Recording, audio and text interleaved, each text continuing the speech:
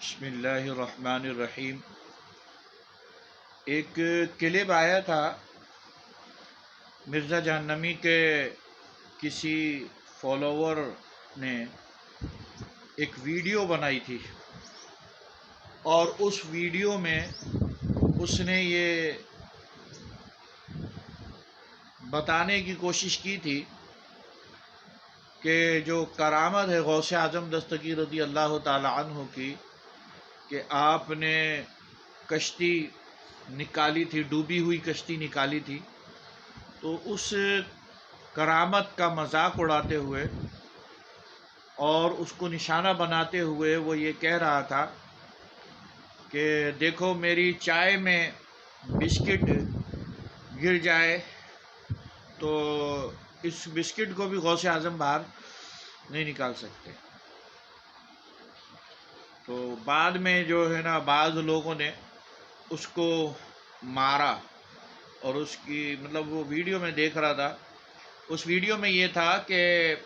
پہلے تو اس کی گستاخی دکھائی گئی، اس کے بعد جو ہے نا کچھ لوگوں کا غصہ جلال دکھایا گیا اور انہوں نے اس کو مارا، اور ٹھیک ٹھاک مارا۔ تو میں اس پر یہ کہنا چاہتا ہوں کہ حضور غوث اعظم دستگیر رضی اللہ تعالیٰ عنہ کو اللہ تعالیٰ نے بہت بلند مقام عطا فرمایا ہے، چھوٹا موٹا مقام نہیں ہے۔ ایک واقعہ، ایک روایت مجھے یاد آ رہی ہے، حضور سید غوث پاک رضی اللہ تعالی عنہ نے اپنے قصیدہ میں ایک شعر ارشاد فرمایا ہے، اور اس شعر میں گویا کہ غوث اعظم دستگیر رضی اللہ تعالی عنہ یہ فرما رہے ہیں: نظرت الی بلاد اللہ جمعا کخردلۃ علی حکم اتصالی، میں اللہ کے سارے شہروں کو ایسے دیکھ رہا ہوں جیسے کہ ہتھیلی میں کسی دانے کو دیکھتا ہوں۔ جب حضور سید غوث پاک رضی اللہ تعالی عنہ نے ارشاد فرمایا تو کچھ لوگوں نے حضور غوث پاک رضی اللہ تعالی عنہ کے زمانے میں سید غوث پاک رضی اللہ تعالی عنہ کے متعلق یہ سوچا کہ ہم ان کا مذاق بنائیں گے، اور اس میں انہوں نے ایک ترتیب دی، ایک ڈرامہ گویا کہ مسخر بن کا، اور ایک یعنی ایسے ہی پھنسانے کے لیے انہوں نے ایک ڈرامہ بنایا، ایک اسکرپٹ تیار کیا، اور اس میں یہ تھا کہ انہوں نے ایک بندے کو کفن پہنا کر ایک ڈولے میں لٹا دیا تھا، جنازے کے ڈولے میں، اور پھر وہ اس ڈولے کو لے جا کر سید غوث پاک رضی اللہ تعالی عنہ کی بارگاہ میں جنازہ پڑھانے کے لیے کہنا تھا۔ اچھا، انہوں نے یہ اسکرپٹ تیار کرا تھا کہ ایک بندے کو ایسی بنا زندہ کو لٹا دیا تھا، اور اس سے یہ کہہ دیا تھا کہ جب نماز ہو، پہلی تکبیر ہو، جب غوث اعظم پہلی تکبیر کہیں تو اٹھ کے بیٹھ جانا، پھر ہم ان کا مذاق بنائیں گے اور ان کے بارے میں یہ کہیں گے کہ آپ تو یہ کہتے ہو کہ میں اللہ کے سارے شہروں کو ایسے دیکھ رہا ہوں جیسے ہتھیلی پہ کسی دانے کو دیکھتا ہوں، اور آپ کو یہ نہیں پتا تھا کہ یہ بندہ زندہ ہے، اور آپ اس کی جنازہ پڑھانے لگ گئے۔ یہ انہوں نے اسکرپٹ تیار کیا تھا، اور یہ حضور غوث پاک رضی اللہ تعالیٰ عنہ کے سامنے ایسا ایک جنازہ لے کر آ گئے، اور یہ کہنے لگے کہ آپ اس کی نماز جنازہ پڑھا دیں۔ تو سید غوث پاک رضی اللہ تعالی عنہ نے ان کو منع کیا اور فرمایا کہ اس کا جنازہ تم کسی اور سے پڑھوا لو، میں اس کا جنازہ نہیں پڑھاؤں گا۔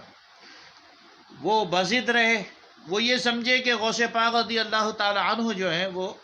اپنی جان چھڑانا چاہ رہے ہیں، بضد رہے، کہنے لگے نہیں حضور آپ کا بہت بڑا مقام ہے اور اس لیے اس کا جنازہ آپ ہی پڑھائیں۔ تو سید غوث پاک رضی اللہ تعالی عنہ نے ان کو بہت سمجھانے کی کوشش کی، اور آپ نے فرمایا کہ بھائی کسی اور کے پاس لے جاؤ، میں اس کا جنازہ نہیں پڑھاؤں گا۔ لیکن وہ بضد رہے، کیونکہ وہ تو ایک اسکرپٹ تیار کر کے آئے تھے۔ تو پھر انہوں نے جب بہت زیادہ اصرار کیا تو سیدی غوث پاک رضی اللہ تعالی عنہ نے فرمایا کہ ٹھیک ہے، 3 دفعہ آپ نے اقرار کروایا ان سے، انہوں نے کہا ہاں ہاں آپ ہی اس کی جنازہ پڑھائیں۔ تو سیدی غوث پاک رضی اللہ تعالی عنہ نے جنازے کو رکھوا دیا اور کہا کہ صفیں بنا لیں، سب نے صفیں بنا لی، اور صفیں بنانے کے بعد پھر سیدی غوث پاک رضی اللہ تعالی عنہ نے اس کے وارثوں سے اجازت لی کہ اس کی جنازہ پڑھا دو، تو انہوں نے اجازت دے دی۔ تو سیدی غوث پاک رضی اللہ تعالی عنہ نے پہلی تکبیر کہی۔ اب یہ ایک پیچھے کھڑے ہوئے سوچ رہے تھے کہ بندہ اٹھے گا پھر ہم تالیاں بجائیں گے، مذاق اڑائیں گے، لیکن پہلی تکبیر میں بندہ نہیں اٹھا، تو انہوں نے سوچا کہ شاید اسے یہ دوسری تکبیر میں اٹھے گا۔ دوسری تکبیر ہو گئی، دوسری تکبیر میں بھی بندہ نہیں اٹھا، تو انہوں نے سوچا کہ تیسری تکبیر میں اٹھے گا۔ تیسری تکبیر بھی ہو گئی اور اس میں بھی وہ بندہ نہیں اٹھا۔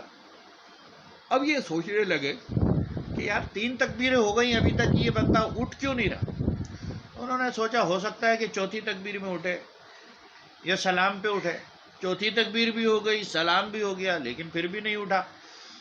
تو اب وہ بڑے تشویش میں مبتلا تھے۔ سیدی غوث پاک رضی اللہ تعالی عنہ نے ان کی طرف دیکھا اور ان لوگوں سے فرمایا تم کیا سمجھ رہے تھے؟ مجھے پتا نہیں تھا کہ تم زندہ کو میرے پاس لے کر آئے ہو، تم یہ سمجھ رہے تھے؟ میں اسی وقت سمجھ گیا تھا جب تم میرے پاس لے کر آئے تھے، مجھے اسی وقت پتا چل گیا تھا کہ اس ڈولے میں زندہ ہے، اور اسی لیے میں تم سے یہ کہہ رہا تھا اس کی جنازہ مجھ سے مت پڑھواؤ، کسی اور سے پڑھواؤ، لیکن تم بضد رہے اور تم نے میرے متعلق یہ گمان کیا کہ تم میرا مذاق اڑاؤ گے۔ مجھے تو پہلے ہی پتہ چل گیا تھا، اور اب جب میں نے نیت کی تھی مردے کی، یہ اس وقت مر چکا۔ جب میں نے کہا تھا میں نیت کرتا ہوں مردے کی، تو یہ اسی وقت مر گیا تھا۔ جب میں نے مردے کی نیت کی، جنازے کی نیت کی، یہ اسی وقت مر گیا تھا، اور اب تم اسے اٹھاؤ اور جا کے دفنا دو۔ یہ واقعہ سیدی غوث پاک رضی اللہ تعالی عنہ کا لکھا ہوا ہے کتابوں میں۔ تو مطلب یہ ہے کہ، اور یہ جو شخص جو چائے میں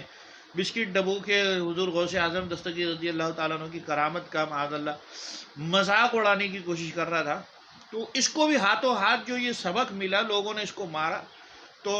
میرے ذہن میں یہی آیا کہ سیدی غوث پاک رضی اللہ تعالی عنہ کا یہ جلال ہی ہے کہ لوگوں کے دلوں کے اندر ایسی بات آ گئی کہ انہوں نے اس کو مارا۔ اور یہ بھی درس ہے اس کے اندر کہ غوث پاک رضی اللہ تعالی عنہ کی کرامت جو ہے نا ایسا ہی ہے۔ دیکھیں جس طرح سے وہ بندہ مر گیا کہ وہ زندہ تھا لیکن حضور غوث اعظم کو آزمانا چاہ رہا تھا تو وہ مر گیا، اسی طرح اس نے نہ مذاق اڑایا تو اس کو اس کا رزلٹ بھی مل گیا، اور پھر اس کی ویڈیو بھی جو ہے وہ سوشل میڈیا پر آ گئی کہ یہ غوث اعظم کی مذاق اڑا رہا تھا، اور لوگوں نے بھی اس کو غوث پاک رضی اللہ تعالی عنہ کا نام لے لے کر مارا۔ یہ ایک